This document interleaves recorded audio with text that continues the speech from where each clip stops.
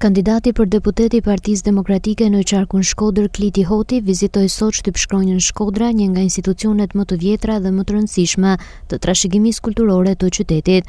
Gjatë vizitës ai u njoh nga afër me punën dhe sfidat e këtij institucioni, fal mikpritjes së Gjon Serreçi, trashëgimtari që prej dekadash ruan me përkushtim këtë vlerë kombëtare.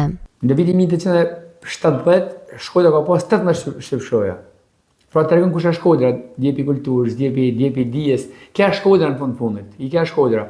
Edhe në qose ti këtë Shkodrë nuk e suporton të ato pjesë e veta më të forta, që në fundit i të bëjmë ndryshimin e së Shkodranë. Unë mendoj që është vlerë për Shkodrën, edhe vlerë për shoqërinë, jo për Shkodrën, vlerë për shoqërinë që i ka shtypshkroj ose i ka kategori biznesit me pas një trajtim më të veçantë. Gjatë takimit u diskutuan sfidat që përjetojnë sot shtypshkronjat në vend, nga mungesa e investimeve në teknologji tek rënja e interesit për librin dhe mbështetja e dobët institucionale.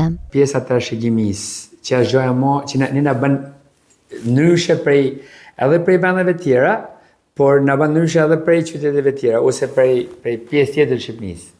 Them që Shkodra e ka këtë lloj trashëgimiet edhe duhet me turizëm, me i këtë turizëm kulturor. Edhe ne kena shumë të nevojshme me investu sepse kena dërim për fëmijët tonë. Në fund të vizitës, kandidati Hoti theksoi se Shkodra, dikur zemra e kulturës dhe dijes shqiptare, është lënë qëllimisht në harres nga politika e sotme. Ai premtoi se me Partinë Demokratike në qeveri, qyteti do të kthehet si një qendër e fuqishme kulturore, arsimore dhe mediatike ashtu siç e meriton.